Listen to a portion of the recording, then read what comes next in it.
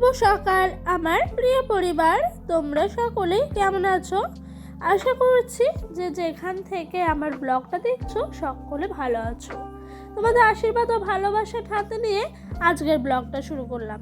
এখন বাজে ঘড়ির কাঁটায় ওই সকাল 5টা মতো। আজকে ঘুমের থেকে অনেক সকাল সকাল উঠেছি জানো, কারণ কি বলতো, সংসারের সমস্ত কাজকর্ম সারতে না বেলা হয়ে যায় দেরি করে ঘুম থেকে উঠলে।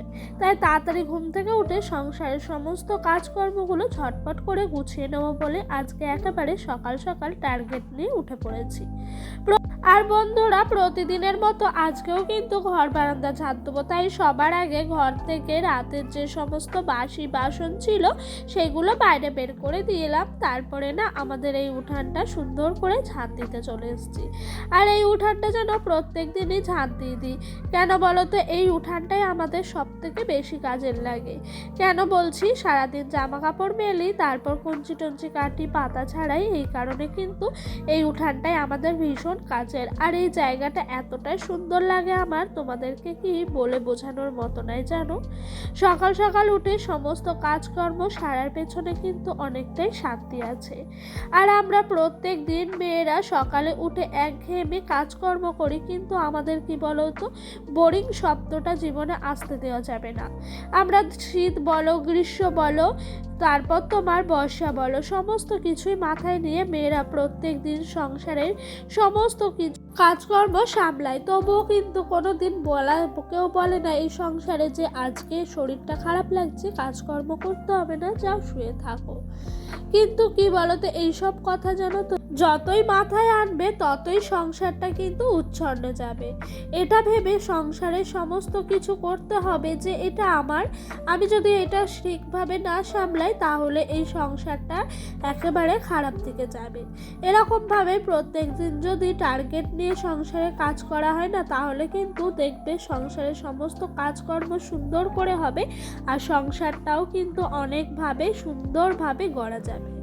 আমিও যেন বিয়ের পর এরকমই ভাবতাম যে এরকম কেউ বলে না, এরকম কেন হচ্ছে, এরকম করে প্রত্যেক দিন কাজ করে যাচ্ছি তবুও কেন এরকমটা হয়।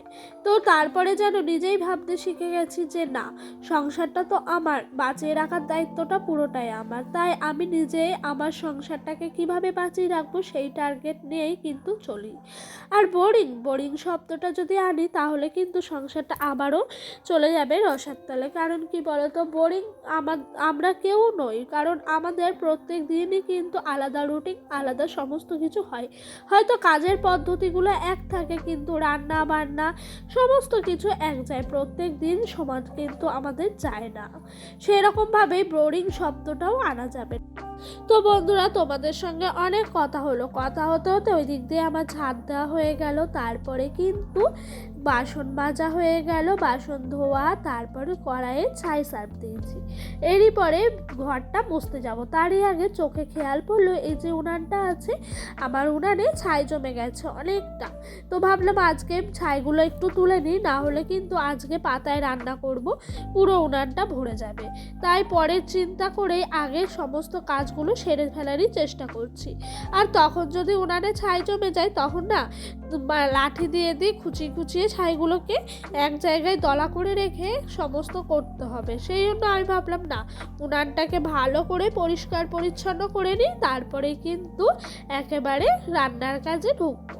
তো এদিকে ছাইটা তুলে গা হাত পা ধুয়ে একেবারে যাব ঘরটা মুছতে। আর বাসি ঘর মোছা হয়ে গেলেই আমি একেবারে বাসি নাইটিটা ছেড়ে তোমার শয়নে আছে ঠাকুরকে তুলে নেব। আর জানো তো, সকালে সমস্ত কাজ যদি সময়ের মধ্যে সারা হয় না, তাহলে দিনটা বেশ অনেকটাই ভালো লাগে। তো আজকে যেন কাজকর্ম সময়ের মধ্যে শেষ হয়েছে বলে আজকে একটু শান্তিতে বসে মুড়ি খেতে পেরেছি। অন্যান্য দিন সেরকমভাবে সময়ই পায় না, কারণ কি বলতো, কাজ সারতে না সারতে ডোডোকে উঠাতে হয়, মুখ ধোয়াতে হয়, ব্রাশ করিয়ে খাওয়াতে হয়, আর নিজের খাওয়ার তো সময় পাই না। সেই জন্য আজকে কিন্তু চানাচুর মুড়ি নিয়ে বসে পড়েছি।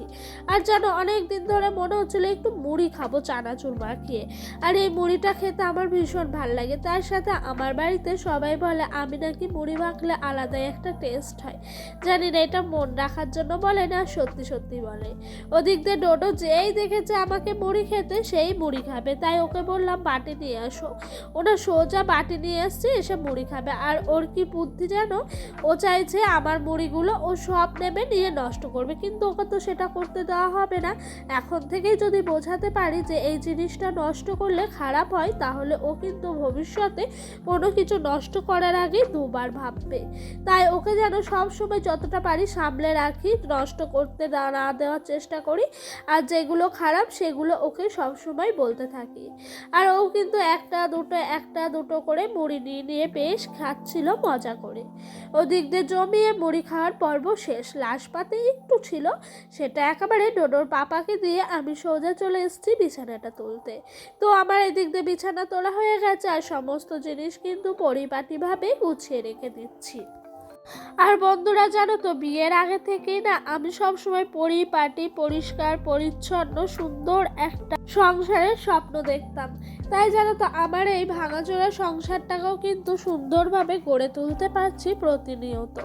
বিয়ের আগে জানো তো আমার শাশুড়ি মায়ের প্রচুরই শরীর খারাপ ছিল, তাই সংসারটা সেভাবে ভালো ছিল না। হয়তো সংসার ছিল, তবে ভাঙাচোরা একটা সংসার ছিল।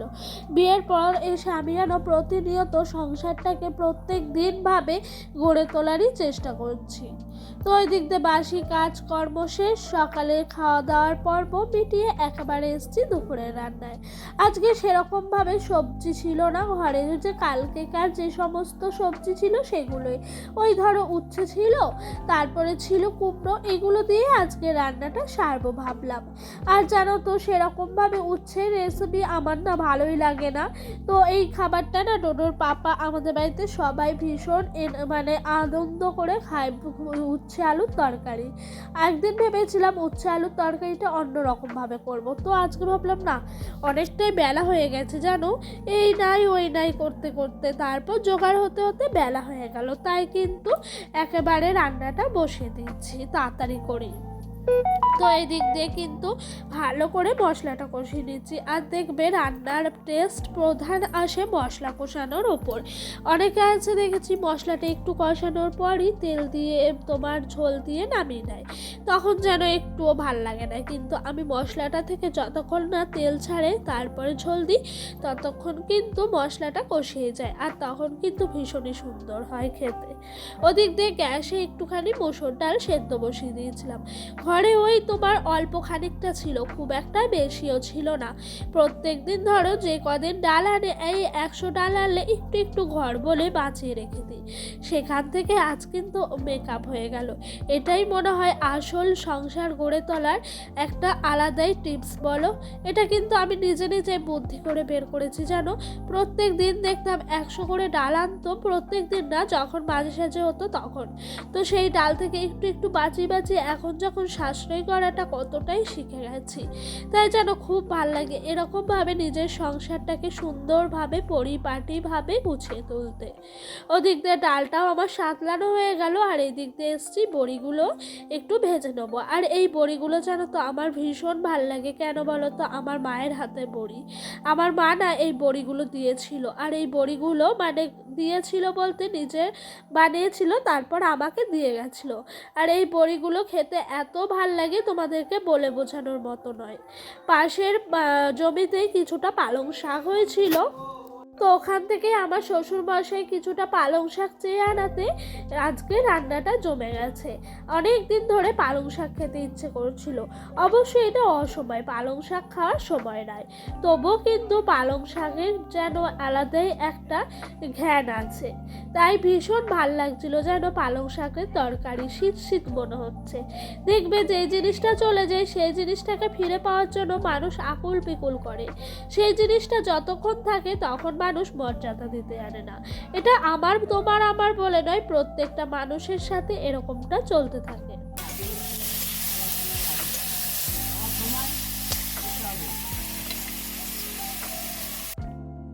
তাই জানো তো খুব মন চাইছিল কদিন ধরে পালং শাক খাবো।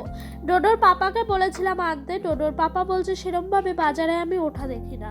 তো শ্বশুরমশাই পাশের জমিতে হয়েছিল, তাদেরকে বলেছিল একটু পালং শাক দিও না গো, কিনেই নেবো বলেছিলাম। তো ওনারা বললো না কিনতে হবে না, আমাদের সেভাবে পালং শাক এখন লাগবে না, মানে বিক্রি নেই হাট বাজারে, তো তোমরা নাও এমনি নিতে পারো।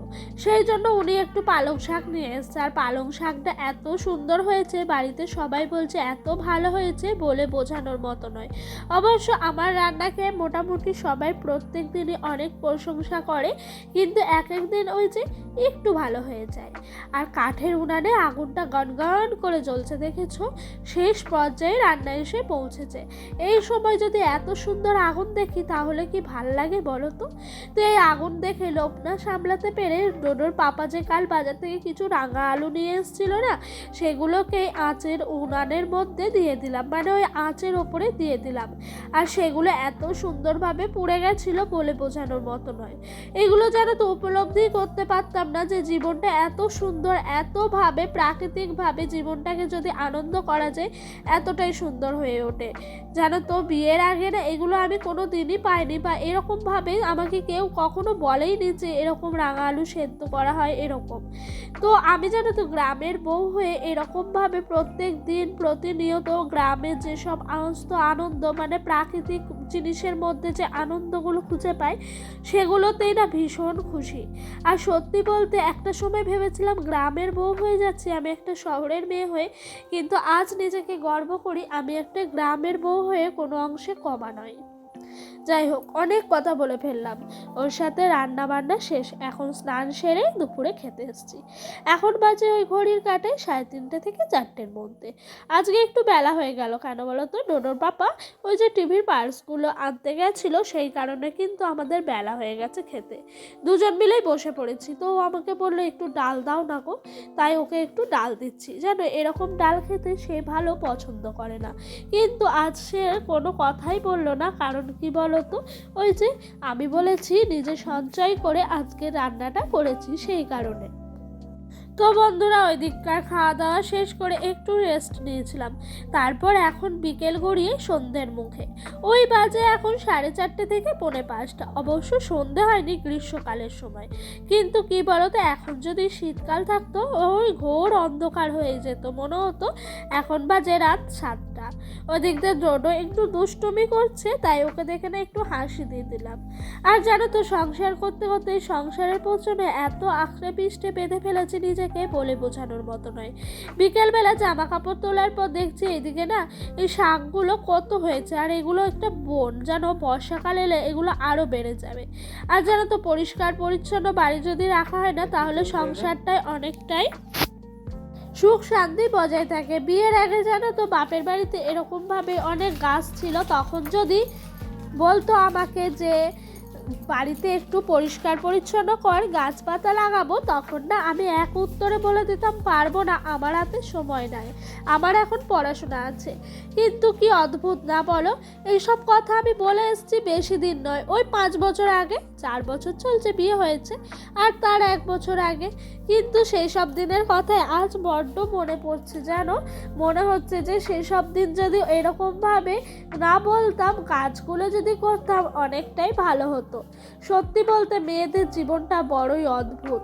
মেয়েদেরকে মানে নিজেদের জীবনে কখন যে কি হয় বলে বোঝানোর মতো নয়। অবশ্য ছোট ছিলাম যখন, তখন মা ঠাকুমার মুখে শুনেছি মেয়েদের সব কাজ শিখে রাখা দরকার, কোন সময় কোন কাজ কাজে লাগে সেটা বলে বোঝানো যায় না। সত্যি বলতে সেই কথাগুলো আজ বড্ড মনে পড়ছে, জানো ছোটবেলাকার কথা, সেগুলো সত্যি একদম বাস্তব কথা। জানো মেয়েদের সমস্ত কাজ শিখে রাখা দরকার। সত্যি বলতে কোন কাজটা কখন লাগে কেউ বোঝাতে পারবে না। আর এই দিক দিয়ে আমাদের এই যে ট্রেটার মধ্যে গাছ লাগানো আছে, সেই ট্রেটায় ভীষণ ঘাস পাতা জন্মে গেছিলো, সেগুলোও একটু পরিষ্কার করে নিলাম। এখন বিকেল গড়িয়ে সন্ধে। আজকে আর কেন একটুও রাস্তায় যাইনি। বিকেল হলেই রোজ রাস্তায় যাও, একটু ঘোরাঘুরি করি। আজকে ঘরেই থাকলাম। সারাদিন অক্লান্ত পরিশ্রম করার পর বিকেলবেলা আর মন চাইছে না যে একটু রাস্তায় যাই, বসি। ডোডোকে পাঠিয়ে দিলাম ওর দাদুর সঙ্গে একটু রাস্তায় ঘোরাঘুরি করতে। আমার না মন চাইতে পারে, ও তো ছোট, ওর তো মন চাইবে, তাই না বলো? তাই পাঠিয়ে দিলাম আর আমি নিজে ঘরে থেকে নিজের সংসারের সমস্ত কাজকর্মগুলো একটু সেরে নিলাম। আর একটা জিনিস আজকে তোমরা খেয়াল করেছো, আজ আমি চুলে একটু খোপা করিনি, করেছি বেনুনি। অনেক দিন পর করলাম। হয়তো তোমরা আজকে আমার ব্লগে প্রথম এরকমটা দেখেছো। আর এই বেনুনি করতে না ভীষণ ভাল লাগতো। বিয়ের আগে যখন স্কুলে যেতাম দুদিকে বেনুনি করে চলে যেতাম। তো আজকেও মন চাইলো কিভাবে যে একটু বেনুনি করে রাখি। আর চুলটা সরু হতে হতে এখন যেন একটা ঘোড়ার ল্যাজে পরিণত হয়েছে। নিজের চুলটা দেখে আর বড্ড আফসোস করি। বিয়ের আগে কতই না চুল ছিল মাথা ভর্তি। আর তখন মাথার মধ্যে চুলের কত যত্ন নিতাম জানো। তো বন্ধুরা চলো, বিছানাগুলো সমস্ত কিছু পেতে দিয়েছি, এখন আমরা ঘুমোবো। মানে এখন রাত খাওয়া দাওয়া সমস্ত কিছু কমপ্লিট। ডোডো ঠাম্মার কাছে আছে। তো বন্ধুরা ভিডিওটা ভালো লাগলে অবশ্যই লাইক কমেন্ট করো। আর যদি আমার ভিডিওটা তোমাদের আরও ভালো লেগে থাকে চ্যানেলটি সাবস্ক্রাইব করে পাশে থাকা বেল নোটিফিকেশানটা অন করে দিও। আমার নিত্যদিনের ভিডিওগুলো তোমাদের কাছে সবার আগে চলে